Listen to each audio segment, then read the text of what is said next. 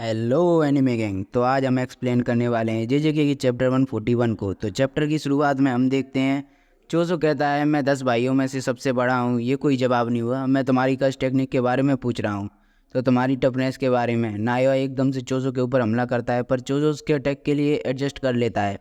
नायोआ सोचता है उसने मेरे अटैक को एडजस्ट कर लिया। वो उस टेक्निक का इस्तेमाल करके अपनी मसल पावर को बढ़ा रहा है, पर नायोआ फिर भी चोजो के ऊपर हमला करता है। तुम्हारे लिए बुरा हुआ, पर मैं हमेशा यही सोचता हूँ कि तुम काउंटर अटैक करोगे। चोजो थोड़ा पीछे हो जाता है। नायोया सोचता है तुम कितने बड़े सरदर्द हो, इसीलिए मुझे लगता है कि मुझे उस हथियार का इस्तेमाल करना पड़ेगा। तुम्हारे पास ब्लड मैनिपुलेशन है, इसलिए तुम बहते हुए खून को रोक सकते हो, पर तुम कितनी देर तक टिक पाओगे?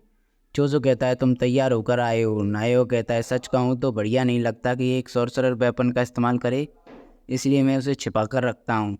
जिनके पास वेपन होता है वो उन्हीं वेपन पर डिपेंडेंट होते हैं, और बहुत सी सॉर्सरर उन्हें लेकर घूमते हैं। जिस तरीके से मेरा भाई उन्हें शो ऑफ करता है, पैथेटिक है। मैं हैरान हूँ कि वो टोजी को लेकर कंप्लेन करते थे। चोजो कहता है वो तुम अपने भाइयों से नफरत करते हो। हाँ, तुमने सही कहा। नायो कहता है ऐसे बड़े भाइयों का क्या कोई मतलब नहीं है जो अपने छोटे भाइयों से कमज़ोर हो। उन्हें फांसी खाकर मर जाना चाहिए। चोजो कहता है पर शायद उनकी वजह से ही तुम यहाँ पर खड़े हो। क्या तुमने अभी अभी अभी कुछ कहा या बेतुका है? चोजो कहता है बड़े भाई भले ताकतवर ना हो या कमज़ोर हो, वो अपने छोटे भाइयों के लिए रोल मॉडल होते हैं। अगर एक बड़ा भाई गलत रास्ते पर चलता है तो छोटा भाई उस रास्ते को अवॉइड कर सकता है, और अगर वो अच्छे रास्ते पर चलता है तो उसके छोटे भाई उसे फॉलो कर सकते हैं। क्या हो अगर तुम इसलिए ताकतवर हो क्योंकि तुम्हारे भाई कमज़ोर हैं? तुमने मुझसे पूछा था कि मैं इतना टफ क्यों हूँ।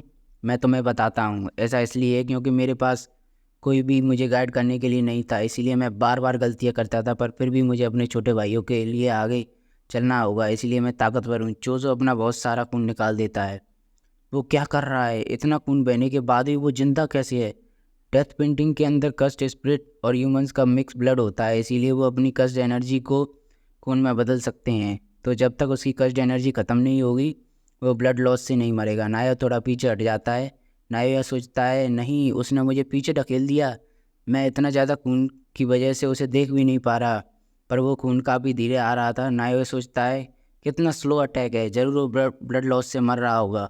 पर तभी जोजो उसके साइड से निकलता है और जोजो उसके ऊपर पियर्सिंग ब्लड का इस्तेमाल करता है।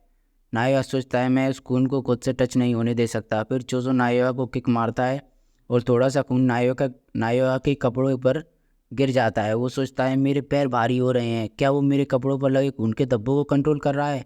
जोजो कहता है अब तुम्हें पता है आगे क्या होगा, ये एक चेकमेट है। नायोआ कहता है क्या तुम श्योर हो? वो सोचता है मेरी टेक्निक 24 FPS पर चलती है, इसीलिए यहाँ पर होने के बाद भी मैं मूव कर सकता हूँ। चलो कोशिश कर लो। पर चोजो अटैक नहीं करता। नायो कहता है पर क्यों?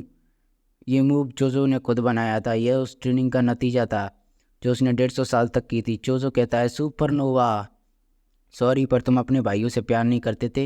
वहाँ पर एकदम से ब्लड एक्सप्लोड होता है और मैं इस बात को नहीं समझा सकता। पर तभी उनके पीछे यूटा यूजी को लेकर आ जाता है। चोजो कहता है क्या? यूटा उसे पंच मारने लगता है। चोजो का बुरा हाल था, वो ज़मीन पर गिर जाता है। यूटा कहता है लगता है तुम्हें चोट लगी है नायोया। वो रिवर्स कस्ट टेक्निक का इस्तेमाल करने लगता है और ये चैप्टर यहीं पर ख़त्म हो जाता है। तो वीडियो अच्छी लगी हो तो वीडियो को लाइक करें, कमेंट करें और शेयर करना ना भूलें। साथ ही चैनल को सब्सक्राइब करना ना भूलें और बेल नोटिफिकेशन को भी ऑन कर लें, ताकि ऐसे ही मज़ेदार वीडियोज़ को देखने के लिए ही बने रहें हमारे साथ। तो मिलते हैं नेक्स्ट वीडियो में, तब तक के लिए गुड बाय, टेक केयर।